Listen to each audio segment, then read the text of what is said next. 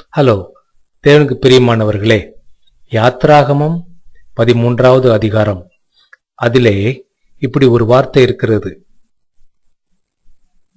கர்த்தர் பலத்த கையினால் உங்களை அவ்விடத்திலிருந்து புறப்பட பண்ணினார். எங்கே அடிமையா இருந்த ஜனங்களை அவர் மீட்டெடுத்தார். அவர் சொல்லுகிறார், அன்று அந்த 3வது வசனத்திலே நாம் பார்க்க முடியும், நீங்கள் அடிமைத்தன வீடாகிய எகிப்திலிருந்து புறப்பட்ட இந்த நாளை நினைவுங்கள். கர்த்தர் பலத்த கையினால் உங்களை அவ்விடத்திலிருந்து புறப்பட பண்ணினார். ஆம் அருமையானவர்களே, எத்தனை விஷயங்கள் என்னுடைய வாழ்க்கையிலே உங்களுடைய வாழ்க்கையிலே அவருடைய அனுக்கிரகத்தினால், அவருடைய ஈடுபாடினால், அவர் நம்மை வைத்த தயவினால் நாம் அதிலிருந்து மீட்கப்பட்டிருக்கிறோம். உலகத்தின் சூழ்நிலைகளிலே நாம் சிக்கி தவித்து அதிலிருந்து மீண்டு வருவதற்கு வழி இல்லாமல் எத்தனை நாட்கள் நாம் தவித்திருந்திருப்போம், எத்தனை முறைகளை நாம் கையாண்டு இருந்திருப்போம். அருமையானவர்களே, அவைகளினின்று உங்களையும் என்னையும் விடுவித்தவரை நீ நினைத்துக் கொள்ளுங்கள். ஹல்லேலூயா.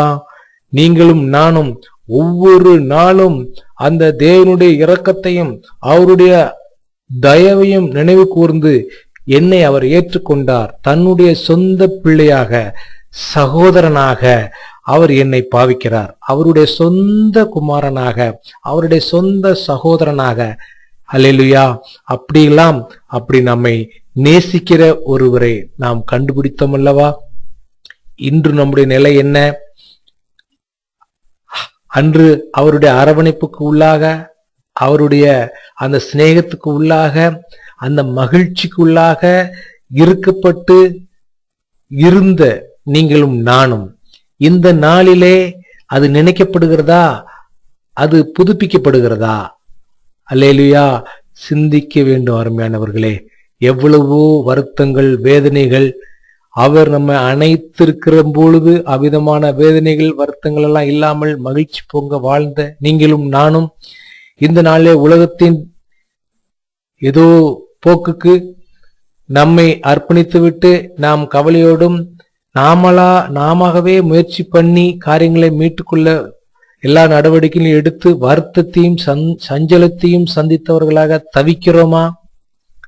ஏற்கனவே உங்களை அழைத்தவர், உங்களை தெரிந்தெடுத்தவர் நீங்கள் நினைத்துக் கொள்ளுங்கள். அவரிடம் மீண்டுமாக இன்று வாருங்கள். அது ஒன்றுதான் நீங்க செய்த தவறு.